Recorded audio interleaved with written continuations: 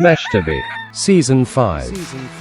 今回のMeshtabiは飯旅総集編15です。皆さんこんにちは。日本津々浦々食べまくり飯旅を続ける夫婦のチャンネルへようこそ。今回は総集編の第15弾。2年前はどんだけナレーションや編集が下手くそだったかも含めてあったかい目で見てくださいね。今回は2023年2月に公開された札幌グルメ総集編です。それでは早速Let's get it started.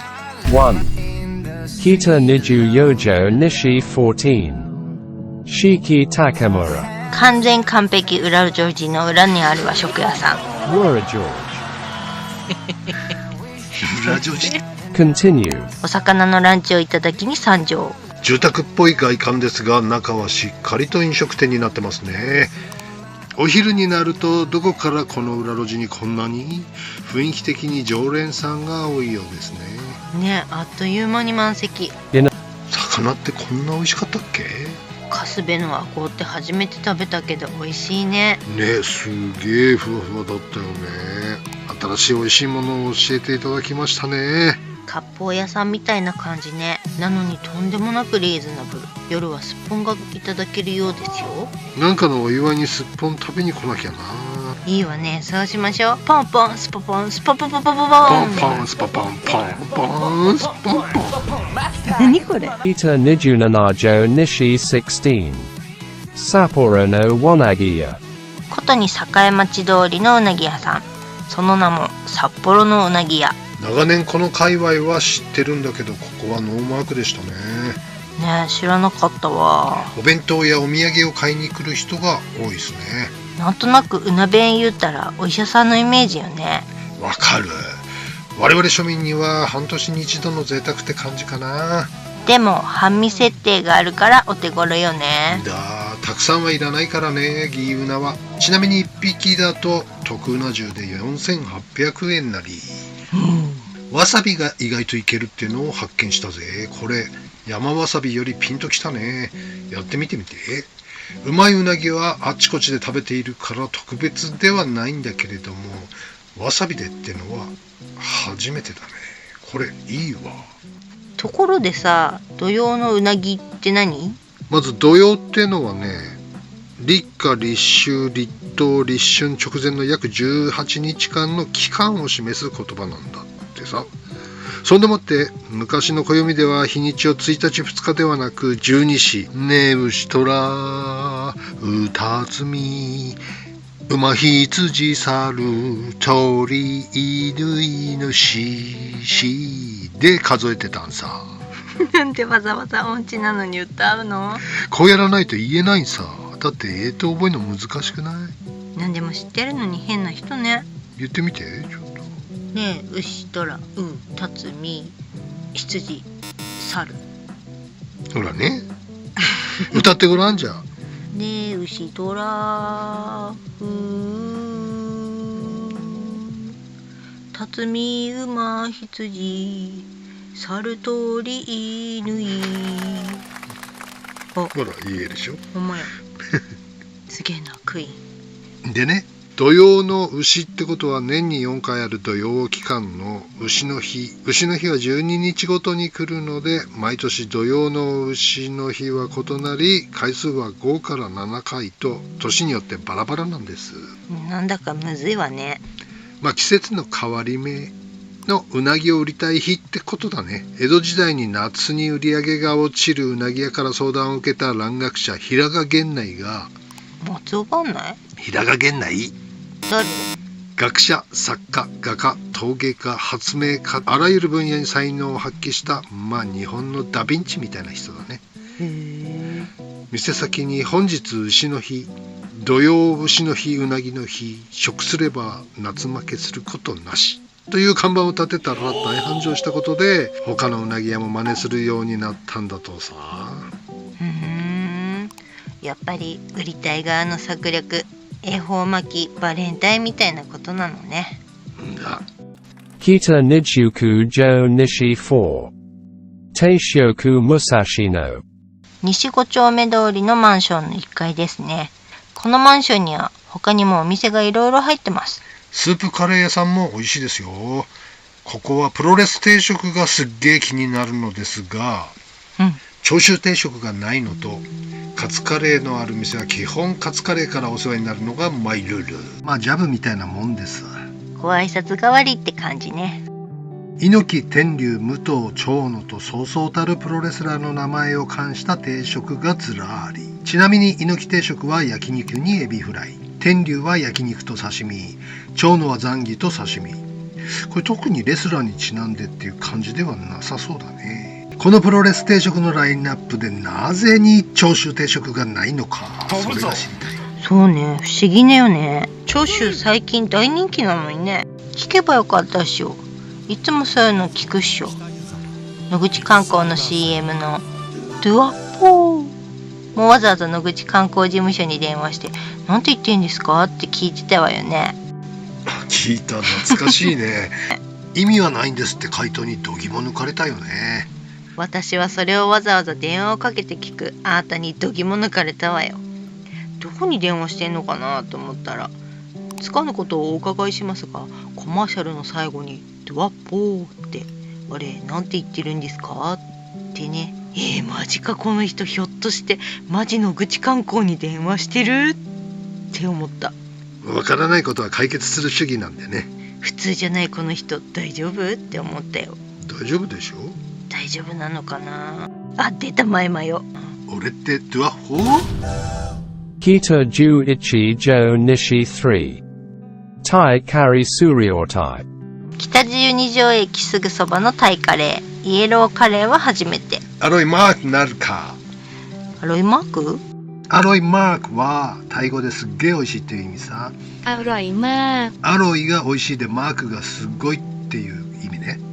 アロイマークでしたね。アロイマーク。すんごい美味しかったね。おじさん、イエローは初めてだったんですけど、イエロー、レッド、甲乙つけがたいうまさでしたね。ナチュラルな塩味がありがたい。もちろん地球で一番好きなのはグリーンだけど、ぜひこのカレーに順位をつけるとレッド、イエロー、グリーンかな。私はレッド、グリーン、イエローかな。タイカレー美味しいね。タイは美味しいものだらけさ。早くタイに行きたい。待ち遠しいですタイ。อยากไปเมืองไทยเร็วๆจัง Kita Jugojo Nishi 5 Ramen Chintan。 北大通りの人気ラーメン、お昼時には行列ができてますね。パイタン派のおじさんですが、あんな行列を毎日見せられたら食べずにはいられません。懐かしくもあり今風でもある美味しい中華そばでした。夜に行ったらね、意外と空いてたんだよね。で店主に、お昼の行列すごいっすねって言ったの。したっけ。あれ隣のうどん屋さんですね、行列は。事件ですお昼の行列はここじゃなかった。なんてこった。でも美味しかったですよ、チンタン。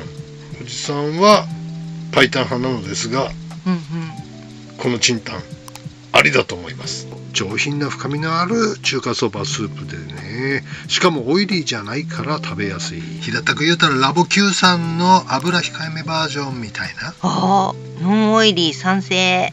いいかも。私好き系じゃない？ここは一度は味見した方がいいですよ。出た、親父ギャグ。厳しいなこれ。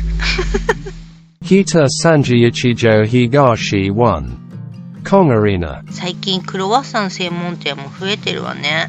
そうだね。こういう住宅街に突然お店みたいなタッチも増えたよね。はい、こちらも完全無欠の住宅街のお店。昼ぐらいに行ったけどほぼほぼ売り切れてたわね。早めに行かんとダメ系ですな。はい。ここの全粒粉クロワッサンが特におじさんお気に入りなんです。あれ美味しかった。美味しいパン屋さん増えて大変です。あっちもこっちも美味しすぎるぜ。ね、専門店化が進んでる。本当だね。何の専門店ができてほしい？ Question。 長年カツカレー専門店はずっと心待ちにしてるんだよね。やっぱりそうきたか。それってカツカレーしかないお店なの？基本はそうだよ。でもカツカレーカツ抜きでって頼んでくれれば200円引きで590円だよ。何その超具体的な妄想。グリーンは？エビ専門店ね。お、いいね。看板メニューは何だい？オールインワンのエビどんどんよ。 Green's Delusion. ボタンエビ、甘エビ、島エビ、赤エビ、車エビ、モサエビ、ウチワエビ、モサエビ？あとゴジラエビがオールインワンのエビ丼よ。8種のエビが全部乗ったエビ丼丼が今から30分以内ならなんと2680円。出たとこと。これ好き。11. Kita Ju Roku Jo Nishi 4. Clock plus G. 地下鉄北18条駅にほど近いカレー屋さん、萌和三六通りの南丸山にある有名カレー店クロックさんの分店になるのかしら。すいません。はい。有名カレー店って何ですか？見逃してよ。わかんだ。Continue. 超久しぶりのクロッキングでございます。Clocking. ちなみに英語でクロッキング言うたら自動車の走行距離計の改ざんのことらしいっす、英語的には。へえ、そうなの？そうらしいの。しばらく食べログ札幌ナンバーワンのカレーだったのはもう何年も前のことでしょうかね。でも今でも常に上位にはランキングされてますね、クロックさん。すんごい濃ゆいのよね、確か。はゆい。はゆい。はゆい。はゆい。はい、濃ゆいですね。はいと濃ゆいが混ざっちゃいましたね。デンマークの首都コペンハーゲンに住むサラ・マリー・クラークさんぐらい濃い感じ。もうすんごい、さくらちゃんも真っ青ね。モデルさん？一文字眉にしてから引っ張りだこモデルさんだそうですよ。すんごいインパクトですね、この眉。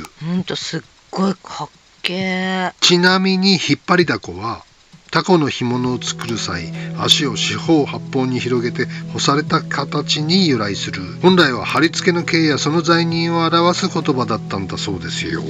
マジで怖っ。使い方全然間違ってるね。12. Kita Ju Hachijo Nishi 4. Yoshioku Konoyoshi. このよしさんといえばハンバーグ。でもナポリタンも超気になるんです。美味しそうだよね、鉄板フライパンナポリタン。はい。本店でしか味わえない和風ハンバーグをいただきます。やっぱり美味しい清このよし。本店には和風があるんだよね、ハンバーグ。そうなのよ。白石ではデミをいただいたけど、私は和風が好きなのだ。ビクドンでもいつもおろしそだもんね。はい。必ずではないけど、おろしそ率が 82% ってとこね。おじさんはレギュラー派だ。昔は確かレギュラー460円だったんだよね。何十年前の話？コーヒーが80円だった頃さ。80円？戦前か。びっくりドンキーってさ、レジのところに小さな店であることを恥じることはないよ。その小さなあなたの店に人の心の美しさをいっぱいに満たそうよって貼ってあんじゃん。あんね。いや、店ちっちゃくねえしって思うよね。いつも思ってる。しかも全国に350軒くらいあるしって。あ、そんなんだ。へえ。これはビクドンの原点である1968年12月、岩手県盛岡市に誕生したハンバーガーとサラダの店ベル13坪のそのこじんまりとしたお店に掲げられた言葉なんだよ。へえ、そうなの？西野発祥じゃないの？ビクドンは西野だよ。厳密にはドナダだけどね。あ、そっか。ドナダなのよね。デニーズからイチャモンついデニーズからではない。ディズニーからイチャモンついたドナルドダックね。だ。1980年にドナルドダック西の店として開業。大人の事情で1983年に改めてびっくりドンキーと改名されたんだよね。っていうか、すっかりびっくりドンキーの話になっててびっくりだわ。ほんまや。ハンバーグが美味しいこのよしさんはランチがお得ってことで、そこんとこよろしく。夜はちょっとお高めだもんね。ランチはブラボー。ブラボー。巻き舌うまいね。ブラボー。Chikaino Meshitabi wa Gachi de Mata Tabathai。タイではね、毎日朝8時と夕方6時だったかな。国歌が流れるんですよ。公共の場所で。へえ。そうするとタイの人たちは、敬意を表すのに立ち止まって直立不動、国歌が終わるまで。全員？そうだよ、圧巻だよ。これ初めて見た時衝撃でしたよ。駅でね、BTS ってスカイトレインっていうのがタイは走ってんだけど、モノレールみたいに上を走る地下鉄みたいなね。はいはい。その駅の夕方6時行ったら通勤ラッシュよ。すんごい人いっぱいいるのにいきなりみんなピタッて止まって、シーンとこう静まり返るね。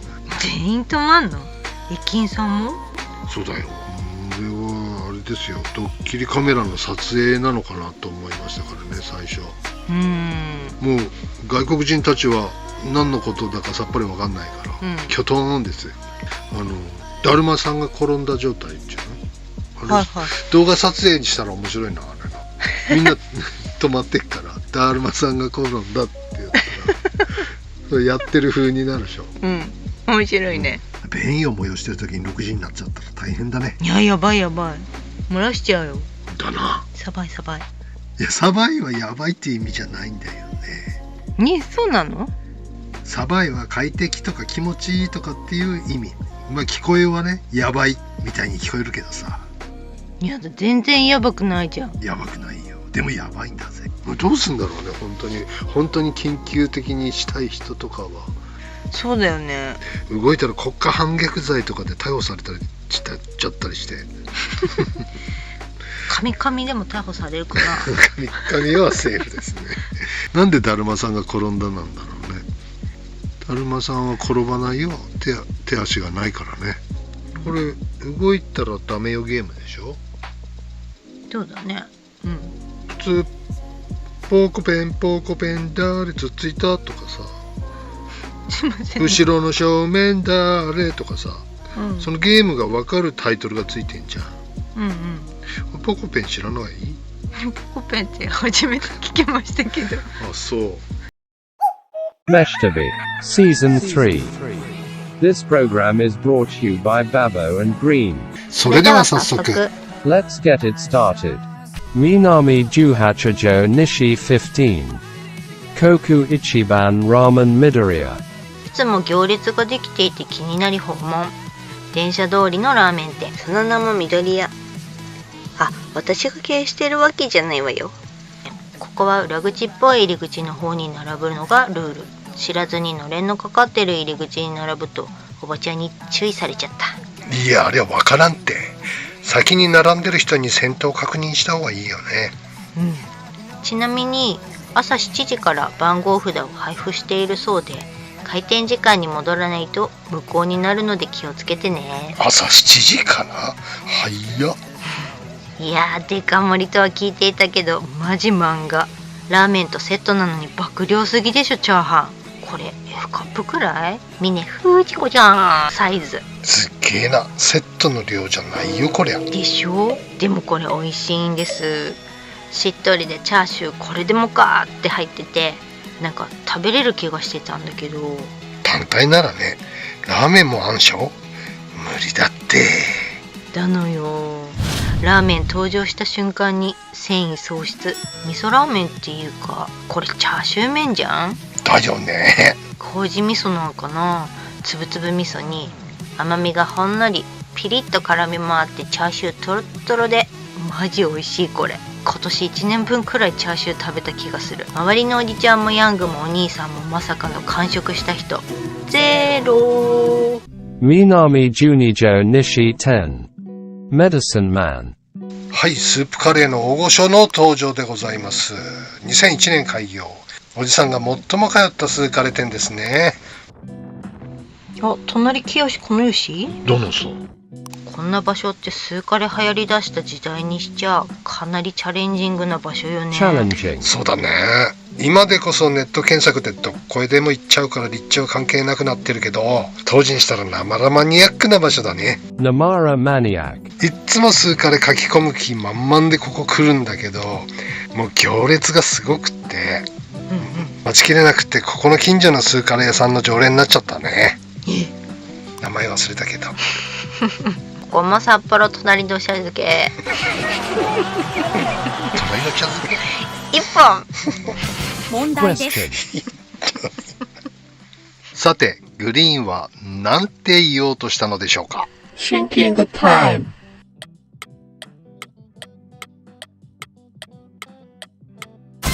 The correct 正 answer 解は is 正解はこちら。1, 2, 3。ここも札幌トラディショナル系、野菜の甘みも感じられる優しいスープ。ここも札幌隣土砂漬け。 Continue. 最近のお店の濃ゆいスーカレーはどうも私には。味噌ラーメンの辿った歴史に似てるかもね。中華そばから始まってどんどん濃厚パンチ系に進化していったみたいな。濃ゆいとさ、スープの旨味とか関係なくなっちゃうのよね。しょっぺくてしょっぺくて。だのさ、カレーのしょっぱいのはやばいぐらい塩分入ってくからね、気をつけなはれや。そうなの？カレーは特にやばいの？若い頃ね、バイトで軽食調理してたことあるんだけども、チャーハンと同じ量の塩コショウにカレー粉を入れるっていうレシピのドライカレーがあったんだけど、これそのままレシピ通りに作ると客がね、なんかこれ味しないよ、塩入れ忘れてないっていうのさ。それが何人も続いて怖って思ったんだよね。ほんでね、客が満足する味になるまで塩を足していくと、なんと 29,800 円。違うでしょ。なんと3倍量の塩が必要だったんさ。3倍？やばすぎ。だろう？これ実験してみて。まあ確かにチャーハンと同じ塩じゃ物足りない感じの味にはなるんだけどね。でも美味しい料理にしょっぱいはありえないよ。んだ、しょっぺーのばっかり食べてると繊細な旨味やコクが感じれなくなっちゃうからね。あ、似てるよね。あんまり強めに続けるとさ、ほら麻痺って聞くからさ。こら！ Minami Hachijo Nishi 13. Ramen Mokuyobi. ここもかなりマニアックな立地です。 Maniac location. いつも混んでます。なんと嬉しいほぼワンコインラーメン。木曜日さん、デストロイヤーで働いてたんですって。デストロイヤーって4の字固めの？なんそれ？デストロイヤーの得意技さ。その話には全く興味が湧かない。カレー魂デストロイヤーは納豆カレーで有名な村上カレー店プルプルのスープ工場としてオープンした人気カレー店よ。デストロイヤーで働いていた頃、定休日の木曜日に店を借りてラーメンを出していたことからラーメン木曜日ってことらしいの。なるほど、木曜日だけの曲がり店舗だったんだね。私プルプルの納豆カレー大好き。ああ、色物かと思いきや意外にいいよね、納豆カレー。木曜日さんの定休日は日曜日なのでお間違いなく。日曜日以外は木曜日だけじゃなく毎日やってます。やってます。 Minami Juichi Jo Nishi 8. Rota. 焼き魚定食からナポリタンまで幅広いメニューが嬉しい近所に欲しいタイプのお店。納豆塩辛松前漬け冷ややっこのフレーズと眉をしかめたマスターの顔が忘れられない独身サラリーマンからご近所さんの憩いの場所。しかも超お安いの。かれこれ40年くらい前になるかな、通っていたのは。驚いたことにその頃から値段が全然変わってないんだよね。まだナポリタン450円なのかな。事件です。ロータもさすがに最近値上げしたことが分かりました。ついにナポリタン600円くらい？500円です。あんま変わんない。安っ。ワンオペでこなしているマスターすんごいよね。従業員は見たことがないんだよね。いっつもマスター一人でやってんの。あんな忙しい店なのにね。すんげ。マスターありがとう。ありがとう。 Chocolatier Masal. 1988年創業、グリーン大好きマサールさん。うちのかみさんがね、ここのチョコレート大好きなんだよね。だのよ。なんとこちらの創業者マサールさんは古谷製菓創業者古谷達四郎さんの孫古谷勝さんなんです。古谷製菓ってウィンターキャラメルの？だのよ。はやー、そりゃ驚きだぜ。ウィンターキャラメル懐かしいね。すんごい血筋でいらっしゃるのね、マサールさん。もう一回言っときます。Take 2. すんごい血筋でいらっしゃるのね、マサールさん。マサールさんって、俺冗談でマサルさんって言ってたんだよね。マサルさんです。本当にマサルさんだったんだね。はい。スイーツ系のサラブレッドですな。今回は本店さんは初めてお邪魔しました。三越店でばかり求めてましたんでね。本店はカフェスペースがあってアフタヌーンティーができちゃいます。いいわねこれ。ショーケースがキラキラしてワクワクが止まらないが、しかし残念ながらお目当てのサバランはなかったのよね。そうなのさ。まさか三越限定商品だったとはね。知らなかった。サバラン好きなんだけどね、オレンジ味で。しかしおじさんは本店限定マリア・テレサに一目惚れさ。レボリューションや。Revolution。私は真っ赤なハートのフレボアにロックオン。なんと色鮮やかなレッドなんでしょう、フレボア。これ食べるのもったいなくってフォーク入れるの躊躇っちゃった。フランボワーズのジュレとピスタチオのクレームブリュレをいちごとフランボワーズのムースで包んだケーキ。ムースがシュワシュワシュワシュワシュワーってなくなっちゃうの。Jikaino Meshitabi wa Gachi de Mata Tabathai。寿司三昧。よくすすきので飲む時の途中でね、小腹減ったタイミングで寿司三昧ってよく使ったんだけど、ある時ちょっと思い出せないけど、まだその口説き加減の女の子と行った時だろうね、あれ多分ね、催したんだよ、ご家庭洋館方式でね食べたら押し出るみたいなねちょっとトイレ行ってくるわつって、出してから気づいたんだけどね髪がねえじゃねえか。でも安心してください、もう一つ確か個室があったはずだ耳をそば立ててね、よし誰もいなくなったなと思ってカチャってあげてよまずご想像の通りの判決のカニ歩きですわやばいして隣の個室行ったっけ、そこもないのよ。絶対絶命大ピンチ。どうする？もう棚とか全部開けてみたけど判決カニ歩きでやばい人誰か入ってる。今はねウォシュレットが大概ついてるからまあなんとかああいうのは大体落ちてるんだけども濡れてるのは拭けねえじゃねえか。そうですねべしゃべしゃですな、乾燥するまで待ってたら女の子が怒って帰っちゃうよさてはて困ったなーって。でも今は携帯電話って便利なものがあるからね、それ仲のいい子だったらね、一緒に連れに電話してたと思う、しなかったってことは本気だった、口説き加減まだそんなに仲の良くなってない感じの、知り合ったばっかりみたいな、ちょっとカッコつけたい感じだったからだと思うんだけど、ググってね寿司三昧の電話番号調べて、そんで店に電話してね、実はカクカクしかじかこういうわけでただいま個室 A におります、なんとかお助けいただけませんでしょうかということでねすぐトイレットペーパーが上からね、登場したっていう事なきを得たっていうよかったお話ですけどね。おめでとうございます。皆さん気をつけてください。よかったね。Meshtabi Season 3. This program is brought to you by Babo and Green. Konkai no Meshtabi wa. それでは早速 Let's get it started. 1. Arkland Service. Karayama. 2014年神奈川県相模原が1号店の唐山さんは勝也でおなじみのアークランドサービスが展開するニューブランドね。勝也といえばカツ丼490円、衝撃デビューは記憶に新しいですね。でももう20年ぐらい経つや。勝也さんってとんかつだけじゃないのね。そうだよ、すんげえいろいろ展開してるんだけど16ブランドだったかな。北海道にあるのはとんかつの勝也とこの唐山だけ。天ぷら屋さんとかいろいろある。食べてみたいわね。この唐揚げも美味しいんだけど、おじさん驚いたのはこの焼き鳥定食さ。焼き鳥？はい、びっくり。全然期待してなかったんだけど注文して数分で出てきたしさ、焼き置きしてあるものを湯煎かレンチンみたいな感じ。と思ってたの。したっけ？すんげえ炭火の香りがしてて、いや、焼き鳥やってね、うまかったのさ。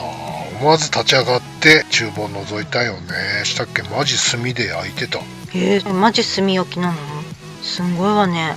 さ、これは素晴らしいですね。塩辛食べ放題だし、味噌汁はとろろ昆布ってのがまた嬉しいじゃないの。さすがとんかつ屋が本業だけあってキャベツもシャキシャキだしね。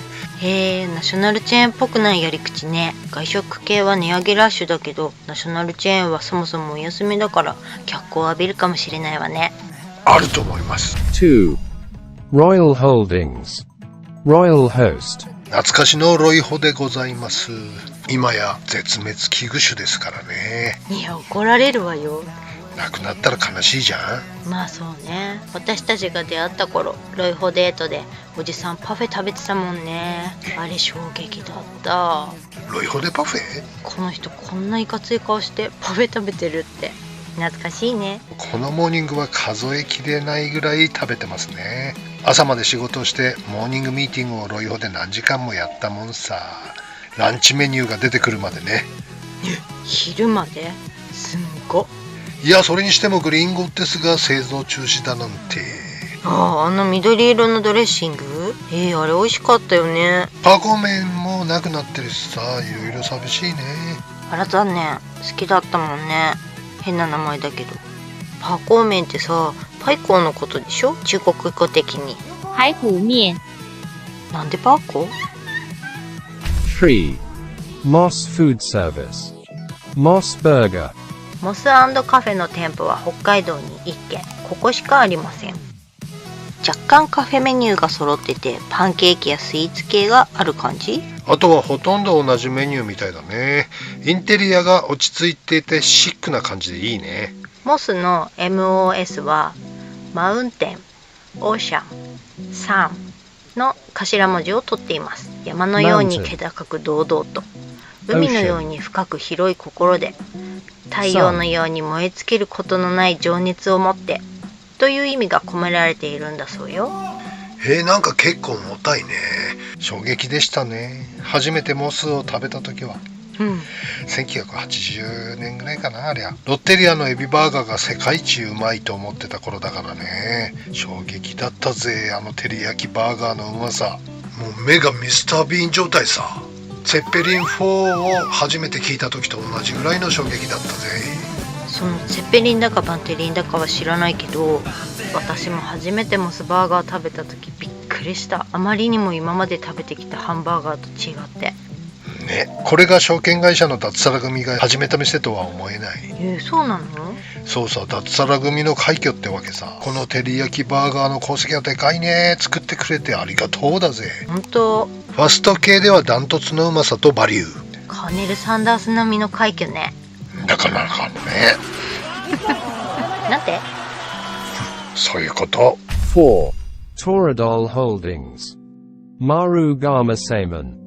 2000年11月、兵庫県加古川市に第1号店創業の丸亀製麺。兵庫県？丸亀市って香川県でしょ？どういうこと？これ香川県民の品種買ってるらしいよね。要するに兵庫県の会社が香川県丸亀市を店名に冠したうどんのイメージ戦略ってわけ。そうなの。香川のうどんじゃないのこれ。それこそ千葉なのに東京ディズニーランド的な。東京にある居酒屋北海道みたいな。あるいはソウルにあるラーメン屋ウルトラ麺みたいな。でもそったらことは我々には関係ありませんね。丸亀さんのうどん結構好きですよ、おじさん。私も嫌いじゃないな。丸亀製麺ではほとんどぶっかけてかき揚げていなるのが基本ですが、今回は季節商品のあさりうどんを注文。人生でこんなにあさりを食べた日はありませんね。ソウルの貝鍋以来の貝祭りでございました。非常に美味しいですよね。こんだけあさりが入ったおうどんが天ぷら食べていなっても1000円でしょ。これ本気のうどん屋さんでこんだけあさり入ったの食べたら結構な値段になりますよね。するわよね。大きな舞茸天といなってでしょ。これナショナルチェーン捨てたもんじゃないんじゃないですかい。5. Osho Food Service Osho。明大前に住んでた頃よく行ってたな。あの頃は定食ばっかり食べてたかな。明大前？そりゃ一体どこなの？あれだよ、京王線の明大前だよ。あんたどんだけいろんなとこ住んでたの？ね。ねじゃない。札幌にはなかったからね。王将、特に京都王将は遅かったよね。ここ20年くらいかな。そうね。でも最近は京都王将ばかり増えてきた感じね。大阪王将はいろいろなんかあったみたいだからね。ね。ちなみにこのややこやしい王将、これって全く無関係なのかしら？それがね、本家はこちらの昭和42年創業の京都王将で、昭和44年にのれん分けしたのが大阪王将。結局裁判になって京都王将側が餃子の王将、大阪王将側が大阪王将と表示するということで和解が成立してるんだって。そうなんだ。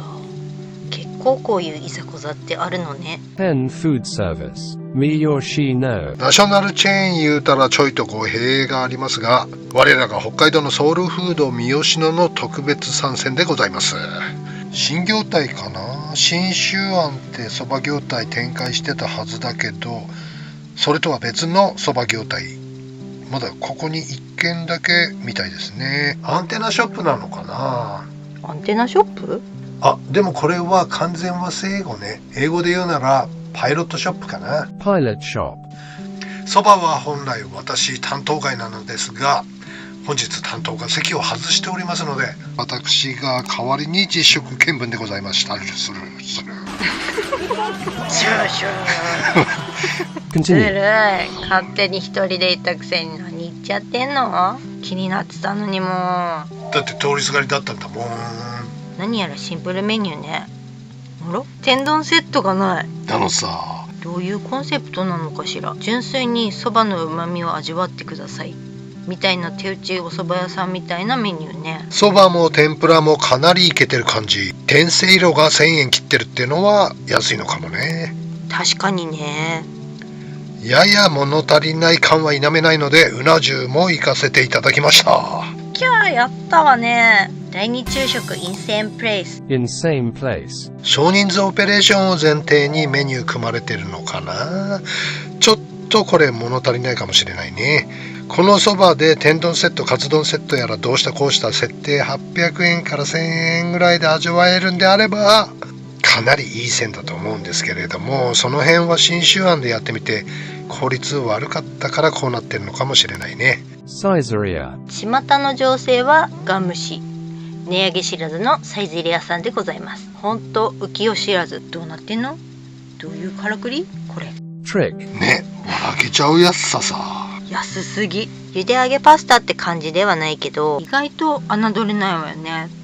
例えばハンバーグ400円って1400円ってもっと美味しくない店結構あるわよね。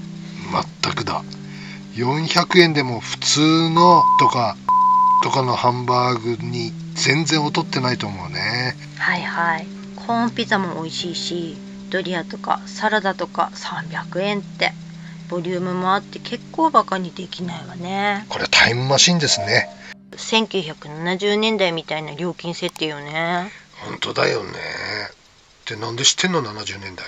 台本読んでるだけなんですけど。 8. Yoshinoya Holdings. Yoshinoya. しばらくぶりに来たらめっちゃメニュー増えてました。唐揚げとかカレーとかってびっくりだぜ。なんだか看板の色でメニューが違うらしいわよ。え、そうなん？昔ながらのオレンジ色の看板のお店は昔ながらのメニュー。黒いのが進化系のいろいろメニューの吉野家。ここは黒い看板だからいろいろあったんだ。そうみたい。他には青い看板のそばどころ吉野家っていうのもあるそうよ。へえ。ちょっとこれ唐揚げ美味しそうね。油淋鶏さ、これ下手な中華屋のより美味しかったよ。わあ、使えるよし。サラダとご飯のコンディションがもったいなすぎるぜ。それは残念ね。今回はうな重があるということで、1000円のうなぎは果たしてありなのかなしなのかっていうところを検証させていただきました。今時うな重言うたら 4,5,000 円の世界ですからね。はい、いや想像以上の大健闘ですね。国産うなぎと比べちゃ失礼なんでしょうけれども、輸入物も随分ふわっと美味しくなりましたね。吉野家なんで注文してから2分で提供されました。焼き物だからね、焼き置きの再加熱のね、鼻で笑っちゃうようなうなぎを想像してたんだけども、これ間違ってましたね。かなりいけてると思います。どうやってんのかな。すっごい。1000円よ。ね。Zen Show Jolly Pasta。 北海道では馴染みの薄いジョリパス、全商グループのお店だね。全商グループ？あんまり聞いたことないわね。いい名前だろう。全商だよ。全商なんて楽天時代のマー君ぐらいのもんだぜ。その全商なの？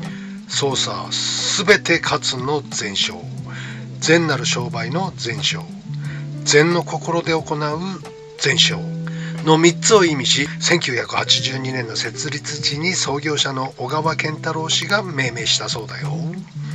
めちゃめちゃ直球勝負の会社ね。有言実行すっげえぜ。2011年、全商は日本外食産業売上高不動のチャンピオンだったマクドナルドを抜き、日本一の飲食店グループとなったんだぜ。そんなビッグな会社なの？そうさ。全商グループは日本最大の飲食店経営会社で、すき家や中尾、ココス、はま寿司なんかを展開している会社さ。苦しい息継ぎ失敗した。Continue。 天下のマクドナルドを任して日本一になっちゃうんだからね。でもなんでマクドナルドが日本一だったんだろうね。ここはジャパンだぜ。アパレルはファーストリテイリング、マヨネーズはキューピー、ソースはおたふくなのさ。おたふくが一番？だのさ、びっくり。ブルドックかと思ったよね。ちなみにアパレルの2位は島村なんだぜ。マジで？ナショナルチェーンとしてはかなり安心感のある雰囲気ね。混んでいるのに全然ガチャガチャしてないんだよね。これはもうちゃんとしたイタリアンレストランですね。トラットリアって雰囲気ね。だな。トラットリア。トラットリアは大衆食堂や家庭的なレストランね。普通に美味しいイタリアンだね。ピザのサイズも最大級の清原サイズ。清原サイズはガチ食べ札幌極うまグルメをよかったら見てみて。フィットチーネのポモドーロひき肉がゴロゴロ入ってて美味しいぜ。チーズがすごい伸びるの。他のメニューも食べたいね。食べたい。サンマルク。増えたわよね、サンマルクさん。知ってた？岡山発祥なのよ。岡山なんだ。関東行ってもいい場所にあるのはサンマルクって印象だね。でもまだ350件くらいなんだね。特に東京でお世話になりましたね。食べまくりツアー東京の場合、ことあるごとにサンマルクでしたね。このベーカリーカフェっぽい感じがすごく小腹減った時にいいんだよね。デザートもあるし、パスタもあるから女子には嬉しいカフェね。からの時々これ。白ノワールよりこっち発生。11. Starbucks Coffee Japan。 Starbucks。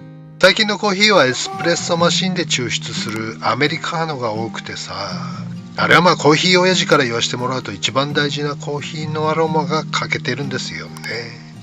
平ったく言うと WBC の始球式みたいな。こら、その点スタバは必ずドリップコーヒーがあるからええんです。